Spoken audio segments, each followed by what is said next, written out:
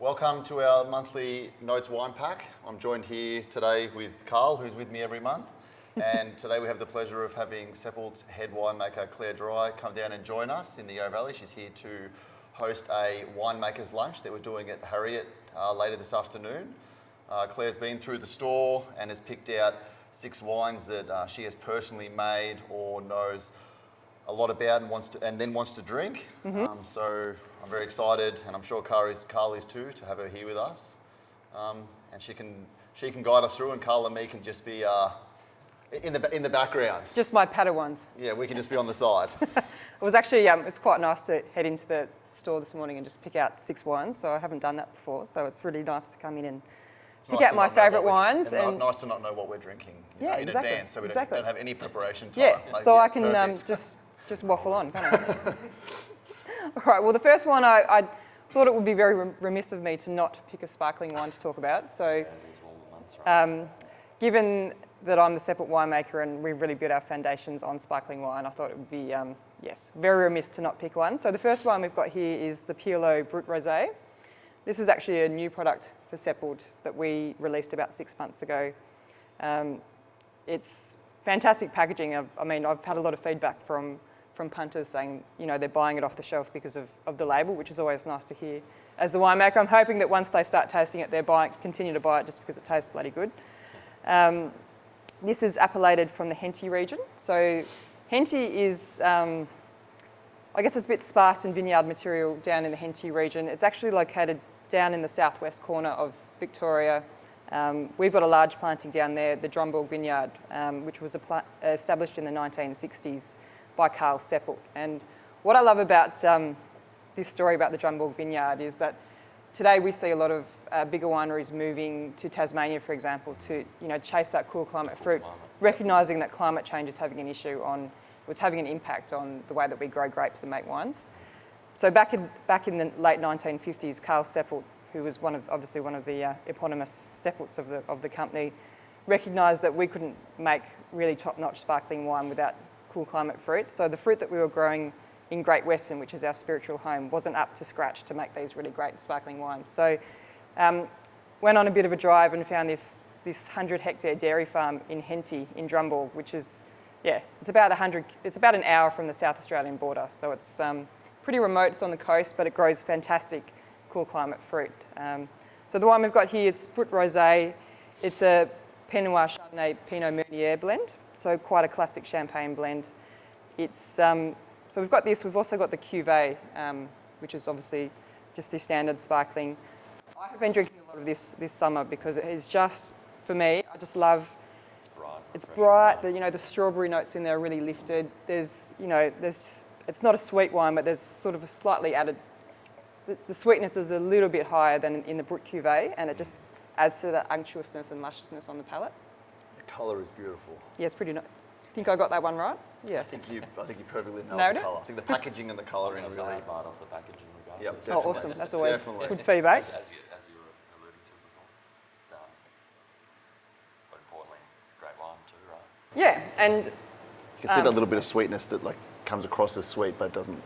And it's not. It's almost perceived as fruit sweetness, and because it's Pinot Noir dominant, and you'll see in a Blanc de Noir that you do get a lot of that strawberry character, the berry flavour, and I think that's what's on show here in this Pirlo Brut Rosé. Charles Pirlo, so this wine itself is named after a Champenois winemaker who came out in the 1890s, Hans Irvine, who was running the winery back then. He really wanted to make some world-class sparkling wines, but recognised that we didn't have the talent or the technology to make champagne, as it was called back then, in Australia. So Charles Pirlo came from Champagne. There is a house of Pirlo in Champagne, and he came and he really set up the sparkling wine for Seppelt, and that's what we really built our foundation on as a company. He's the one who first started making sparkling Shiraz, so Show Sparkling Shiraz. We've been producing that continuously for 130 years, so it's, there's quite a legacy for sparkling wine with Seppelt. This is a drink for now, for the weather. Absolutely. Today the weather's not great, but we've had 3 weeks now of 30 plus degrees. Yep. And I think out on the balcony in the sun, next to the pool. Yeah. Yep. Doesn't need food, but would go great with cheese, dips, Absolutely. anything like that. Yeah, by itself. Yep. Beautiful savoury undertone. I'd say Seppelt were pretty much one of the pioneers of sparkling Shiraz, more or less. Yeah, well, they are the They are the original, the show pioneers. sparkling. Yeah, so I guess, and that was sort of a necessity thing for Charles Pilot. He came out, and obviously from Champagne, he was used to making wine from Pinot Noir, Chardonnay, Pinot Meunier, but there was none. We had Ondenk and Shiraz, so he thought, let's give this a whirl, and really created what is Australia's only unique wine style. Like, you know, Yep. when you think of sparkling Shiraz, it's Australia, and hopefully people are thinking Seppelt. Well, wine 2, eh? Wine 2, so Down to Tassie. down in Tassie, and Leo Buring, for people who don't know about this brand, quite an old label from South Australia. They're really well known. I mean, they have made reds in the past too, but really well known for their Rieslings at the moment. And Marie Clay, who is the winemaker for Leo Buring, she took over about 3 years ago, and I'm really admiring what she's doing with her wines here. She's won a bag full of trophies for her Clare and Eden Valley Rieslings in the last few years, especially a 21 vintage. And then we've got the Leopold here, which is sourced from Tasmanian fruit. So I guess it's making Drumborg Riesling myself. I know that it's one thing to make a Clare and Eden Valley Riesling, but you move to another state, to another region, and you've really got to adjust your mindset, because it is like making a completely different wine. You can't use your same bag of tricks that you're using in Clare and Eden Valley to make a Tasmanian wine. But what's the beauty of Tasmanian fruit for sparkling, for Riesling, for Pinot, in all these really cool climates? Is it literally just the fact that the weather is so much colder down there, and these grapes, you know, have the chance to ripen at a more even pace? Absolutely, compared to Eden and Clare. Hit the nail on the head. Sorry, I didn't mean to No, that's all right. Take the thunder away from the winemaker. Good knowledge there. It's really, it is the climate. But saying that, if we have a taste of this Leopold, you'll see that there's a lot of spice, a lot of these exotic characters like guava in there that you're not going to see in a Clare and Eden Valley Riesling. It's more like floral yes. sort of in the mouth, whereas some, the Clare and Eden maybe a bit more linear or quite citrusy. I get hit with that petroleum either, like in the nose, No. like that you get from that Eden and Clare, like straight away you're like, well, there it is. Like, Yes. it's there, but it's really subtle and almost hidden by there's a lot of fruit, a lot of depth, and I think in some ways, like this Leopold it's quite not similar, but it's got a similar spectrum of fruit to the Drumborg Riesling, and that's why I love trying this, because it's good to see other interpretations of something that's not a Clare or Eden Valley. As amazing as Clare and Eden Valley Riesling is, like I picked this wine because it is something different, and it is really showcasing what we're doing differently in Australian Riesling. What would you drink this with? Oh, that's a good question. Probably, it's going to be the old standard white fish and seafood, but I think fish tacos always. fish tacos. Yeah. But Fish tacos. I think this is actually one that's really good as an aperitif, because it does have that layering of flavour in it that, it's almost like, a really exotic fruit salad in your mouth when you're tasting this wine. There's beautiful acid line, and it's just quite enticing and beguiling. Bit of a special occasion wine, maybe something to open up with, some guests who appreciate fine wine. Absolutely, and this will age, like Riesling is a white wine that will age terrifically well. Screw cap. Especially under screw cap. The natural acidity in the grape sort of thing. Yeah. So, definitely the lower pH. Obviously red wines can age a bit better because they've got tannin in there. That's something that white wines don't have. So you think this is a now wine and a drink it in 25 years plus, or? Yes, like all good wines, I think should be like that. You should, they're made to last now. Made to last, but you should be able to enjoy it. As it is. Yeah. Absolutely. Is it in the cellar, or you don't have that under the house? Yeah, well, we have to hide it. Somewhere. Well, that too, maybe with a padlock. I don't know how people make wine last 25 years. Well, you've got to buy a lot of it. That's very nice. What's next, Karl? The Wolf Blass Chardonnay. Yes, so a little bit of a, I guess, I spent 13 years of my career working for Wolf Blass, so I've got a real soft spot for the Wolf Blass wines. He had an incredible impact on the Australian wine industry back in the 1960s when he started out. Really took marketing to a whole new level, and really brought brands and wines to the Australian consciousness. So this wine, though, is, I think, one of the best value Chardonnays that we've got. It's a real go-to for me. It's from the Adelaide Hills. Yeah, good region. And I think, you know, we're seeing a lot of success in Australian Chardonnay at the moment. You know, Yarra's doing really well. Adelaide Hills is doing really well. And there's something about Adelaide Hills Chardonnay. It's got a lot of this stone fruit, but it's not that yellow peach, it's that delicate white nectarine. And this wine itself is, I happen to know that it is, you know, it's whole bunch fruit, so we hand pick it. It gets whole bunch pressed. The winemaker puts it into barrel and it ferments, you know, in barrel, and it stays on its lees for about 8 months. And they're lifting the lees, suspending the lees by stirring the barrel every 3 to 4 weeks. And I do believe they try to keep it as unsulfured for as long as possible. Mallow? Yes, so given that it's unsulfured, it will go through full malolactic fermentation. And You'd say almost it's a wine, like a Chardonnay for maybe those that want something with a bit more of that texture and roundness rather than being the, how do I put it, the leaner sort of style. yeah, I wouldn't say this is a linear Chardonnay. I've been thinking about how much Yarra Chardonnay we would drink being out here. Like I know me personally, you know, Yarra's is my region that I drink the most of. There's a lot more, like if you say the stone fruits compared to that like citrusy, almost like limey, lemony that you get in the Yarra with now, which has sort of come back in the Yarra. I feel like it went down the path of, you know, no oak and went really linear, really like austere, really like sharp. And you're like, am I drinking Riesling or am I drinking Chardonnay? Yeah. And then now they've sort of brought it back a little bit and adding some better oak. They're letting some of them are going through 40, 50, 60% mallow rather than full. Yeah. You know, and they're bringing it back to sort of not this level of like depth, but it's just sort of, it's a real difference in like even just in the nose. Yeah, and compared to the Yarra, like.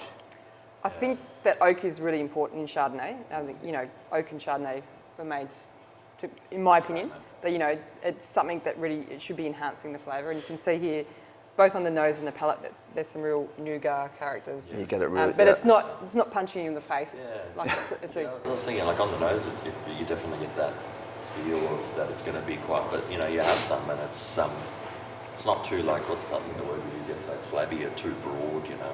Yeah. So it's actually really. So somebody wants a buttery Chardonnay or something that tastes a bit like that. Is this what they're going for? Is this more like of an old world style? No, I think it's I think you could be, you know, looking at the nose of this, go, oh, this is going to be one of those really big buttery Chardonnays. But the malolactic fermentation on this is really well done. It's quite, it's enhancing the wine. It hasn't blown it out. And then if you taste this wine and, you know, you sort of let it linger on your palate and swallow it, it's quite delicate and fine, and the acid's really long and crisp. So there's no hint of wine that's been blown out in it by any means. But what you've got is a lot of flavour and a lot of finesse and just enough oak to make it, you know, really pop. So this is one of my favourite Adelaide Hills Chardonnays. That's very nice. Well, you can talk about my favourite wine in the store now. Definitely. Oh, okay. Easily. If somebody asked me in the store what is the wine that I would drink, it would be this is the wine that I would pick. Well, thank you very much. That's my nice to hear. No, that's before I met you too, so I'm not just saying that now for the camera. Yeah, well, this so Pinot Meunier. Most people will probably be familiar with Pinot Meunier as one of the regulated varieties in Champagne. So it's most commonly used to make Champagne. It's probably classified as one of the lesser varieties in Champagne, with Pinot Noir and Chardonnay being the main varieties. So it was. This comes from Drumborg Vineyard, and it was planted down in Drumborg Vineyard because the vineyard itself was established as a sparkling vineyard. So Karl Seppelt saw it as very important to include Pinot Meunier in that mix. Given that the vineyard was planted in the 1960s, the vines that we've got for this Pinot Meunier are 60 years old. So I think that's a really important factor in anyone who's making a Pinot Meunier. You can see by the colour that it, you know... Compared to that Pinot Noir we got on. Yeah, and we'll see that in the next one, that it's quite light in colour. And that's because there's not a whole lot of tannin in Pinot Meunier. The skins are a bit more fragile. It's a harder one in some ways to make than a Pinot Noir because you've got to be gentle with the skins. But I think it's the vine age on this Drumborg Vineyard Pinot Meunier that sort of allows it to come into bottle, because I think if you don't have enough vine age, then it's really something that it needs that depth. Yeah, right. Otherwise, you think it's just a bit sort of making a raspberry cordial. Yeah. And I guess, you think about like the best Pinot Meunier, which comes from vines that are 100 years old, which is one of, it's an iconic wine in Australia. It just goes to show that I think with Pinot Meunier, you need, in my opinion, you need to grab a block it's got that age. Unfortunately, in Australia, we don't have that many blocks with the age. So for me, it's a real privilege to make this wine because before I came to Seppelt, I'd never made a dry red Pinot Meunier. So it's great to be able to make it. Sweet raspberry. It's a completely different spectrum in some ways to Pinot Noir. And you're already, I guess, looking at the wine, you're sort of expecting something different to a Pinot Noir because it is so light. But it's quite a savoury wine, and if my go-to food match for the Pinot Meunier is a tomato-based pizza, because I think just the acidity of the tomato and the Pinot Meunier, the savouriness in there, really, it's just for me, it's a great match. It's a great nose. Yeah, but really, there's a little tiny bit of whole bunch in here. Don't want to use. Savoury sort of. Yeah, and it gives that sort of on the nose as like a cordite gunflint character.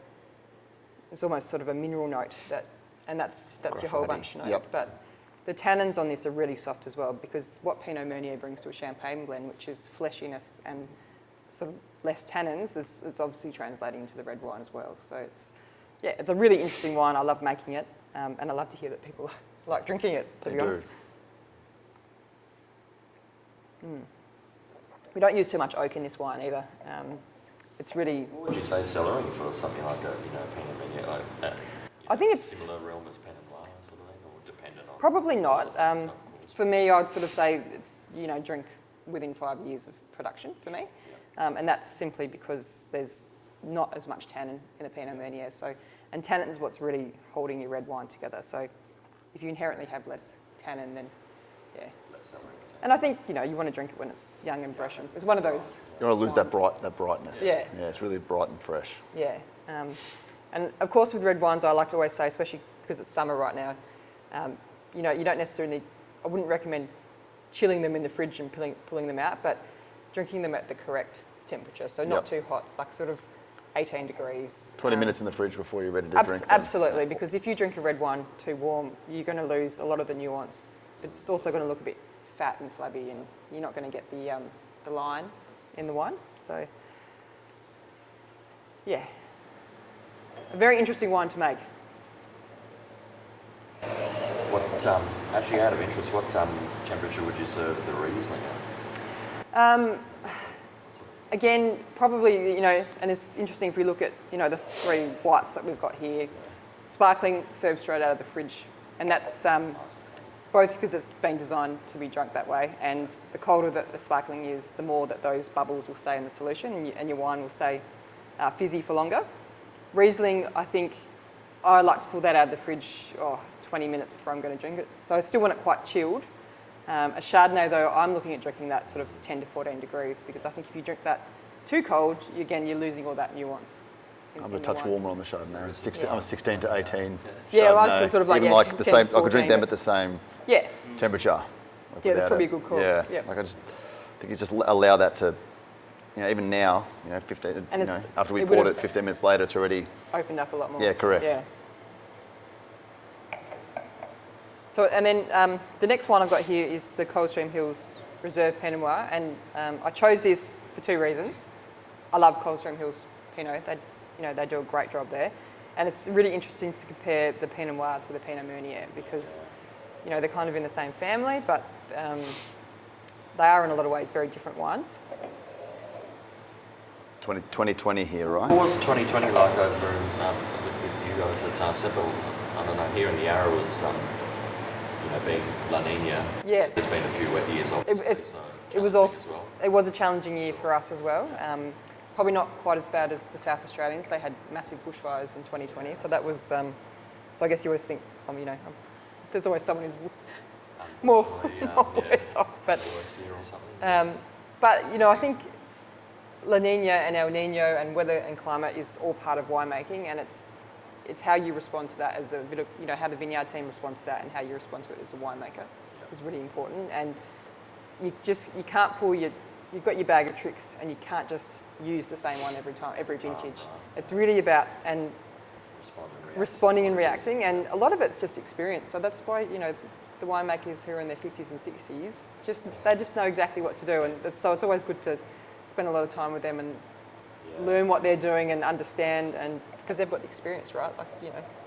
Do you think they get a lot of information and intel? I mean, you would know from your husband being a viticulturalist. Like, do you think the information on the weather, the climate, like fruit set, where the vines are at, you know, at certain stages, then will influence what you're going to do, you know, down the track when the grapes do get picked? Absolutely, yeah. And it's a science, like a real science and an art that's been married together. And for example, this year in Great Western, you know, we recognise we've had really heavy canopies the last few years because of La Nina. We've had a lot of water, and we've just come out of, you know, so that's sort of this vintage and the previous two. But before that, we were in drought, so it's kind of flipped on its head. And this year, I actually said to James, our vineyard manager, let's get a leaf plucker in and just try and get rid of some of that. You know, I want to get some more dappled light onto the fruit in the bunch zone. So it's sort of responding like that. That's something that he's never done before as a vineyard manager. But we typically do that on the morning sun side. Both sides, but we do adjust. So it depends if you're east, west, or north, south. But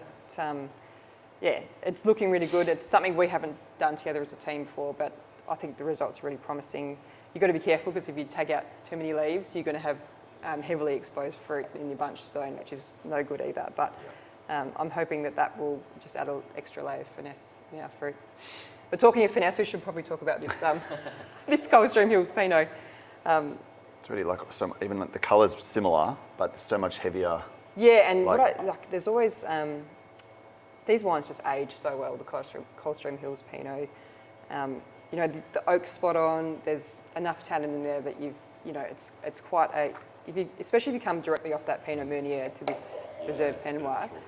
It is like it's you know, really full, and you've got that beautiful cherry stone, and the tannins are just really they're there and they're present, and it's a real food wine. Yeah, they linger. Like, they still just sit there. Like it's the winemaker, you know, it's the Reserve Pinot Noir. So touch on maybe Reserve, you know, and what I guess in the industry what that means. Yeah.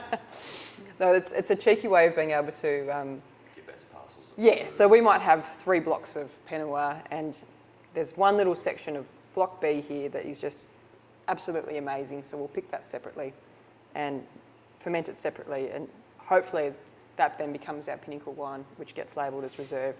Whereas the rest of Block B and then the blocks on either side might become the standard release. So it's a way of sort of highlighting something special that you got within your vineyard, basically. Yeah.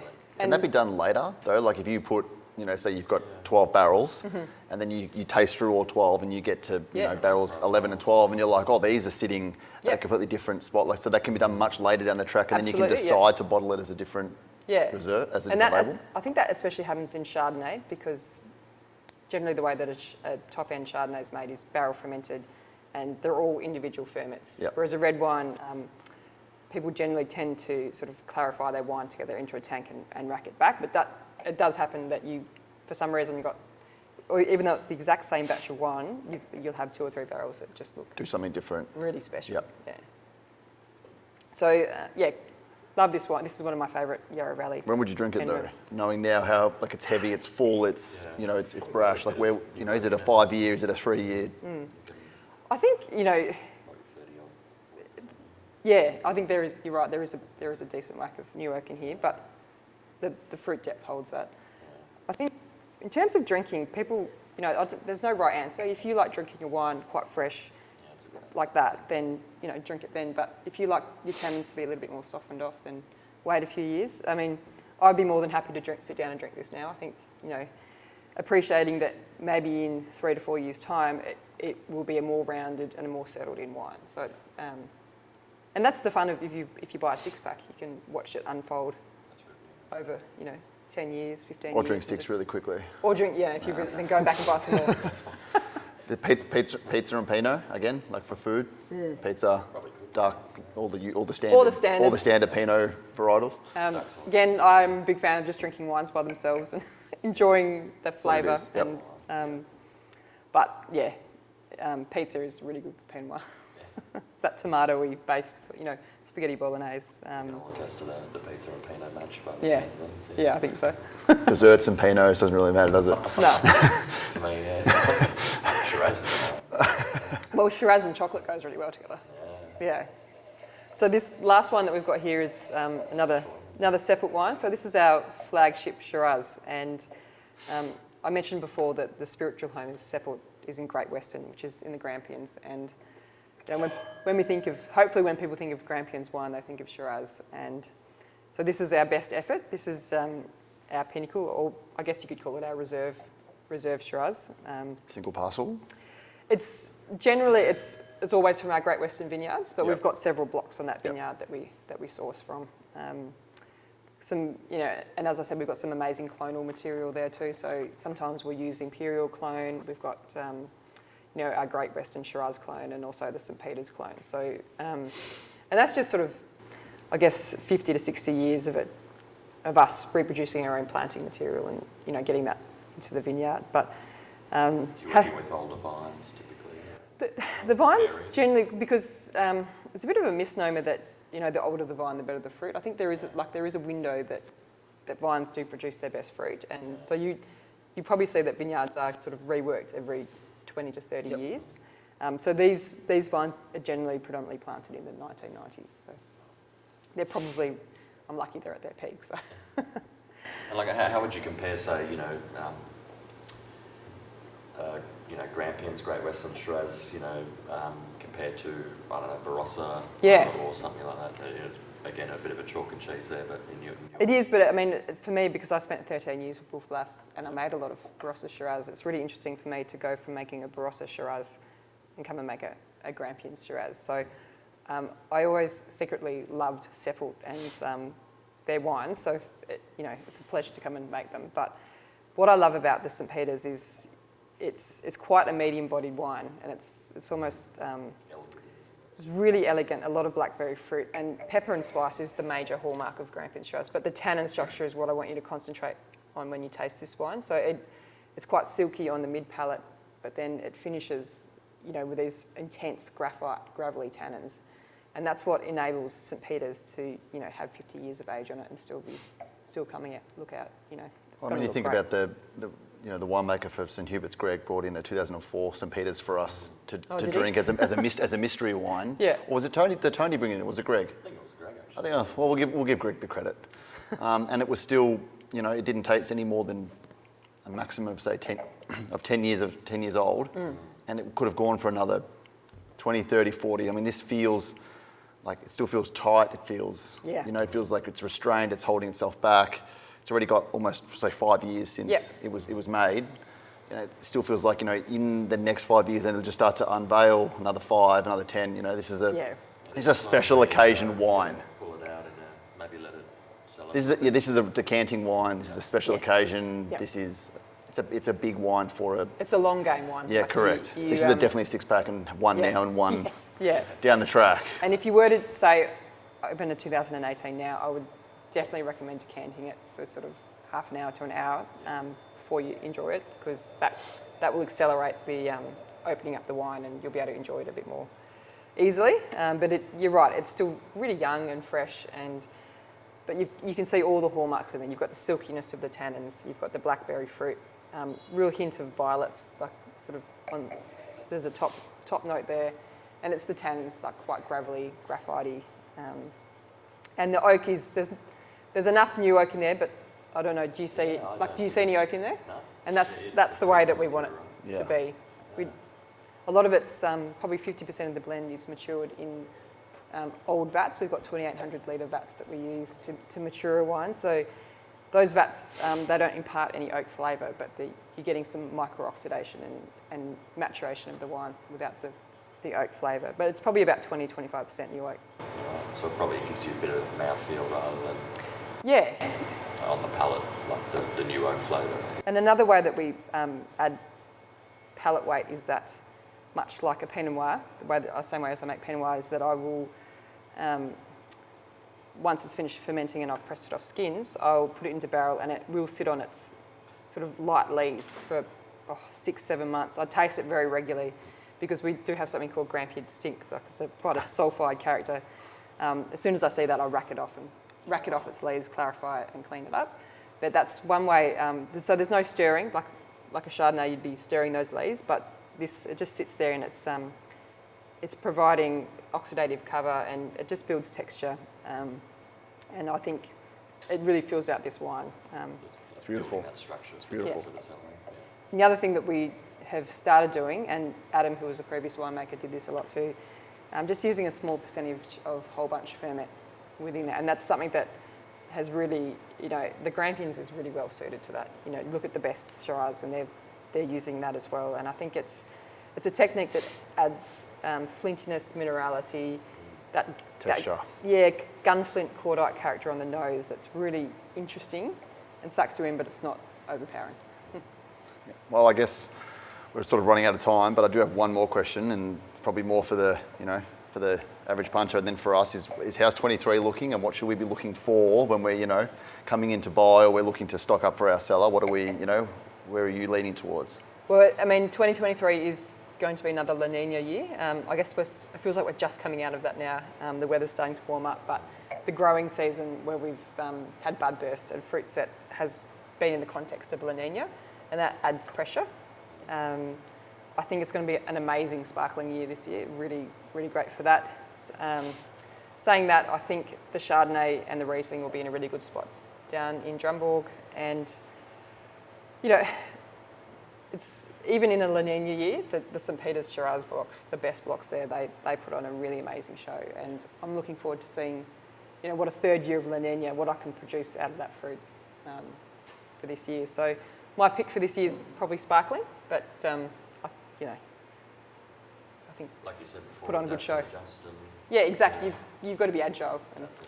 Well, we really appreciate having you join us, because normally it's just me and Karl babbling on and doing a little bit of, making it up as we go along. Yeah. Don't forget, the pack will be available online in notes.com or in store. Come and see Karl and myself in there. We've got plenty of these wines will be open. They'll be open today, actually. Yeah. So we might even continue to drink them throughout the day and see how they evolve. Like a plan.